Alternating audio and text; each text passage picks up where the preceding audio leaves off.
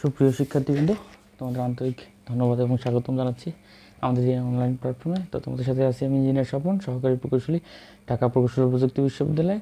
তো আজকে আমরা শিখব অহমের সূত্র এবং জুলের সূত্র। সামনে পরীক্ষা। আজকের এই অধ্যায়টা, আমাদের এই নোটটা যে আজকে করাবো, এটা ফলো করলেই 6 থেকে 8 মার্ক খুব সহজেই কমন পাওয়া যাবে। হ্যাঁ, আজকের সূত্র হচ্ছে অহমের সূত্র। হ্যাঁ, এই অহমের সূত্রটা বলছে, আমরা যদি একটু চিত্র সহকারে বুঝি, ধরো এটা একটা পরিবাহী, পরিবাহী, এটা দিয়ে কি পরিবাহিত হচ্ছে? Current I. হ্যাঁ, কারেন্ট আই প্রবাহিত হচ্ছে। আচ্ছা, আর হচ্ছে এই পরিবাহীটার রেজিস্ট্যান্স হচ্ছে আর। আর কারেন্টকে যে ধাক্কা দিচ্ছে, যে বলটা, আমরা জানি যে কারেন্টকে কে ধাক্কা দেয়? ভোল্টেজ বা বল। হ্যাঁ, এই ভি এ এই প্রান্তে, আর এই প্রান্তে ভি বি। যেহেতু আমার এই প্রান্তটা বি, এই প্রান্তটা আমি ধরলাম এ। হ্যাঁ, আচ্ছা, তো অহমের সূত্র কি বলতেছে? অহমের সূত্র বলছে কোনো পরিবাহীর ভিতর দিয়ে স্থির তাপমাত্রায় প্রবাহিত কারেন্ট ওই পরিবাহীর দুই প্রান্তের ভোল্টেজের পার্থক্যের সমানুপাতিক। এই দুই প্রান্তের ভোল্টেজের পার্থক্যের সমানুপাতিক কি? কারেন্ট, প্রবাহিত কারেন্টের মানটা। হ্যাঁ, তার মানে এই অহমের সূত্র অনুযায়ী আমরা কি লিখতে পারি? যে হচ্ছে কারেন্ট সমানুপাতিক V A minus V B. এটাই বলছে কিন্তু প্রথমটা। হ্যাঁ, প্রবাহিত কারেন্ট ওই পরিবাহীর দুই প্রান্তের ভোল্টেজের পার্থক্যের সমানুপাতিক। ভোল্টেজের পার্থক্য V A minus V B, যেহেতু এই দিক দিয়ে যাচ্ছে কারেন্টটা, অবশ্যই এটার ফোর্স বেশি হবে। হ্যাঁ, এটা ভি এ বড় মাইনাস ছোটো। হ্যাঁ, এটা হচ্ছে এক সমীকরণ। এটা আমরা সিম্পলিফাই করতে পারি কি, যে V A minus V B, V total ভোল্টেজটাকে আমরা এইভাবে লিখতে পারি। হ্যাঁ, অতএব কি দাঁড়ালো? ইন এক্সাম্পল দ্যাট ভি সমানুপাতিক আই সমানুপাতিক ভি। আচ্ছা, এই প্রমাণটা করার ক্ষেত্রে আমরা প্রমাণ করতে হচ্ছে ভোল্টেজ, কারেন্ট আর রেজিস্ট্যান্সের মধ্যে সম্পর্ক। হ্যাঁ, ওটা আর কি প্রমাণ করতেছি। এটা পরীক্ষায় অনেক অনেক ইম্পর্টেন্ট, অনেক আসে আর কি। হ্যাঁ, তো ভোল্টেজ কি করে? কারেন্টটাকে ধাক্কা দেয়। আর রেজিস্ট্যান্স কি করে? ওটাকে বাধা দেওয়ার চেষ্টা করে। ঠিক আছে, এই হচ্ছে এর খেলাটা আর কি। তো পরীক্ষায় সুন্দরভাবে এই প্রমাণ করার ক্ষেত্রে বলে দিব আমরা, যে প্রথমে অহমের সূত্রটা লিখলাম আমরা, তারপরে ধরলাম যে হচ্ছে পরিবাহী এ আর একটা বি হচ্ছে পরিবাহী নিলাম। পরিবাহীর প্রথম দিকের হচ্ছে ভোল্টেজের পার্থক্য ভি এ, আর শেষের দিকে ভিবি। আর এই পরিবাহীর মধ্য দিয়ে কী প্রবাহিত হচ্ছে? কারেন্ট। আর ওই পরিবাহীর যে কারেন্টটাকে একটু বাধা দিবে, সেই হচ্ছে রোধ। ঠিক আছে, রেজিস্ট্যান্স। এইভাবে লিখে আমরা এটা লিখতে পারি এই সমীকরণ অনুযায়ী আর কি। হ্যাঁ, ভি এ গেল। আচ্ছা, আমরা এটাকে এইভাবেও লিখতে পারি, ভি সমানুপাতিক আই। ঠিক আছে, আচ্ছা, পরেরটা কি বলছে? পরের সূত্রটা পরে বলছে ওই প্রবাহিত কারেন্ট ওই পরিবাহীর দুই ভোল্টেজের পার্থক্য সমানুপাতিক, এবং ওই পরিবাহিত কারেন্ট হচ্ছে এবং রেজিস্ট্যান্সের উল্টানুপাতিক। এই দ্বিতীয় এবং রেজিস্ট্যান্সের উল্টানুপাতিক আমরা লিখতে পারি। আচ্ছা, তাহলে কারেন্ট সমান কি সমানুপাতিক কি যাচ্ছে? কারণ এই দিকে লিখতেছি এটা। হ্যাঁ, এটা নিচে লিখতাম, পি সমানুপাতিক হচ্ছে রেজিস্ট্যান্সের উল্টানুপাতিক। মানে 1 ভাগ নিচে থাকবে রেজিস্ট্যান্সটা। আমরা এখান থেকে বুঝতে পারি যে হচ্ছে ভোল্টেজ বাড়লে কি বাড়ে? কারেন্ট বাড়ে। ভোল্টেজ যত চাপ দিবে, কারেন্ট তত জোরে প্রবাহিত হবে। এটা থেকে আমরা বুঝতে পারি। আর এখান থেকে বুঝতে পারি কি, কারেন্ট যত বৃদ্ধি পায়, রেজিস্ট্যান্স তত কিন্তু কমে যায়। আবার রেজিস্ট্যান্স যত বৃদ্ধি পাবে, কারেন্ট তত কমে যাবে। আবার এইভাবেও লিখতে পারি এটা। হ্যাঁ, যে আর সমানুপাতিক 1 ভাগ আই।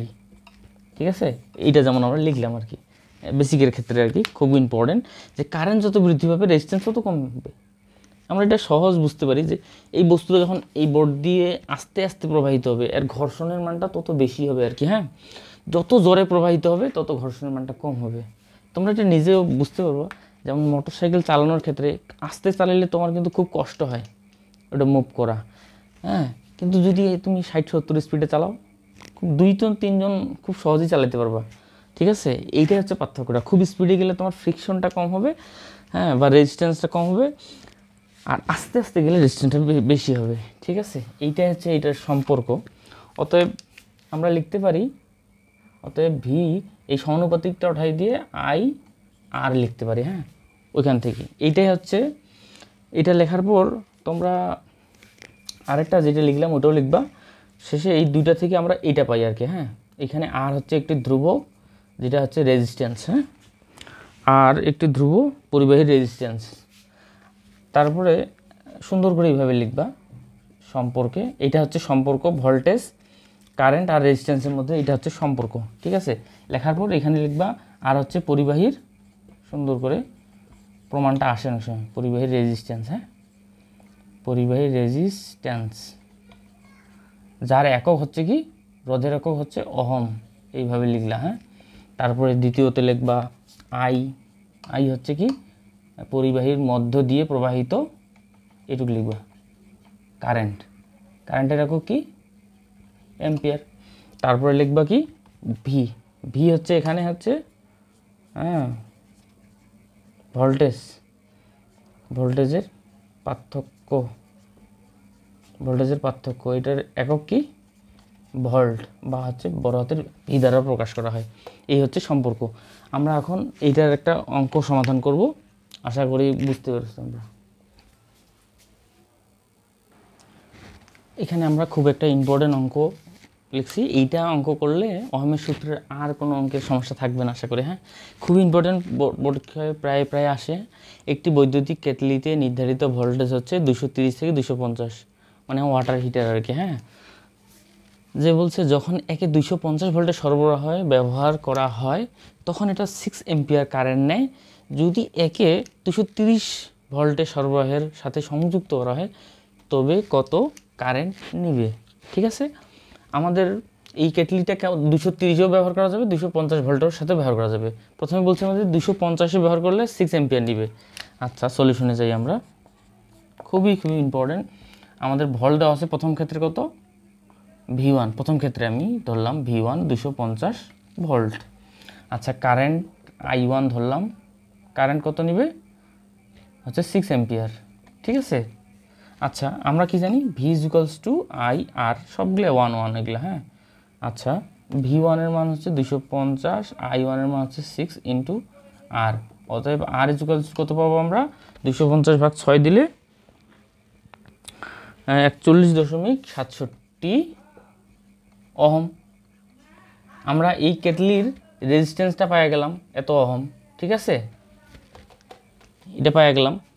এখন দ্বিতীয় ক্ষেত্রে বলছে এত ভোল্টেজ সরবরাহের সাথে যুক্ত করে তবে কত কারেন্ট নেবে। এবার আমার কি দরকার, আমার দ্বিতীয় ক্ষেত্রে V2 এর মান কত দেওয়া আছে, 230 ভোল্ট, আমার রেজিস্ট্যান্স তো পাইছি 41.67 রোধের একক ওহম।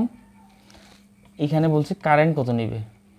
আচ্ছা, V2 এর ক্ষেত্রে আমরা জানি কি V2 = IR, হ্যাঁ। ওই কেটলির রেজিস্ট্যান্স কিন্তু সেম থাকবে, ওইটা পরিবর্তন হবে না। আর ভোল্টেজের কারণে কারেন্ট পরিবর্তন হচ্ছে, ঠিক আছে।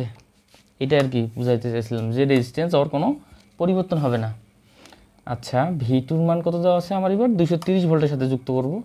আচ্ছা, I2 আমার বের করতে হবে, আর রেজিস্ট্যান্স হচ্ছে 41.67, অতএব কারেন্ট কত নিবে এবার, এটা ক্যালকুলেটর চাপলে 230 5.52 অ্যাম্পিয়ার অ্যান্সার।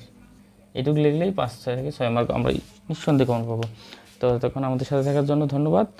আমরা পরের ভিডিওতে চলে যাই জুলের সূত্রতে।